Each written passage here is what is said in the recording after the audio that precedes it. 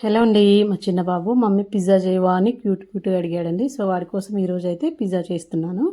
మా వారు నన్ను గాని, మా చిన్నోడిని గాని ఎప్పుడన్నా బయటకి తీసుకెళ్ళమంటే అసలు తీసుకెళ్లరండి. ఎందుకంటే మేము బయటికెళ్ళినా గూడా ఎక్కువ తినలేమనమాట ఫుడ్డు. ఒక్క పిజ్జా తీసుకున్నా అందులో 2 ముక్కలు తిని ఇంక చాలంటాము. సో, అందుకని మీరు బయటికెళ్ళినా వేస్ట్ అని అస్సలు తీసుకెళ్లరు. అదే మా పెద్ద బాబు అనుకోండి ఫుల్లుగా న్యాయం చేస్తాడు. బయట తింటాడు. మేమైతే అస్సలు తినలేము. ఇంకా ఈరోజు ఇంట్లో చేయమన్నాడనేసి తన కోసం పిజ్జా అయితే చేస్తున్నాను. ఎప్పుడైతే వెజ్ పిజ్జా చేసేదాన్ని, ఇప్పుడైతే చికెన్ పిజ్జా చేస్తున్నాను.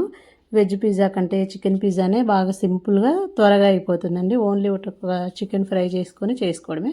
అదే వెజ్ అనుకోండి sweet corn, onion, tomato, capsicum ఇవన్నీ కావాలి కదా. దీనికి ఏం అవసరం లేదు, ఒక చికెన్ ఉంటే చాలు చక్కగా వచ్చేస్తుంది. మంచిగా స్పైసీగా వేసుకొని చికెన్ పిజ్జా అయితే రెడీ చేశాను. చాలా బాగా వచ్చిందండి. స్పైసీగా తింటుంటే తినాలనిపిస్తుంది. అప్పుడప్పుడు ఇలా ఇంట్లో చేసుకొని తింటేనే హెల్త్కి మంచిది, ఇంకా బాగుంటుంది. మా చిన్నోడు కూడా ఇంట్లో చేసిందే చాలా ఇష్టంగా తింటాడు.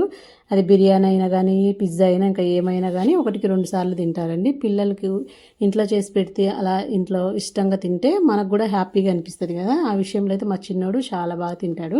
పిజ్జా మాత్రం అదిరిపోయిందండి. ఒకసారి ట్రై చేయండి.